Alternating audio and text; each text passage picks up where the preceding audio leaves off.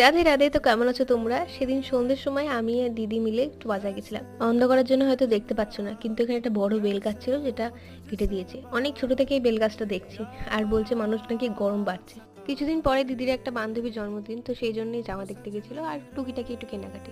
পনির role খেতে গেছিলাম খানা খাজানাতে, তো সেখানে দেরি হয় বলে আমুল কুল নিয়ে চলে এলাম কলকাতা মাঠে। আর দিদি ওখান থেকে নিজের জন্য জামা নিয়েছে ওই দোকানটায়, আর এখান থেকে ওর বান্ধবীর জন্য জামা নেবে। আর ততক্ষণে আমাদের পনির রোলটাও রেডি হয়ে যাবে। আমি আশপাশটা ঘুরে দেখছিলাম কি কি নতুন কালেকশন এসছে। ভালোই এসছে এবার। আর দিদি ততক্ষণে জামা কেনা হয়ে গেছে। ওখানে এসে দেখি আমাদের পনির রোলও রেডি, তো একটু বসলাম। বাট অতটা খেতে ভালো ছিল না, এর থেকে আমরা বাড়িতে রান্না করি। তারপরে দেখা হচ্ছে কিছুদিন পর।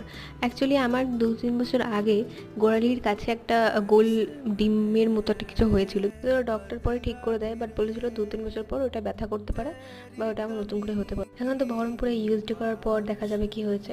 তো এইটুকুই, দেখাচ্ছে নেক্সট ভিডিওতে।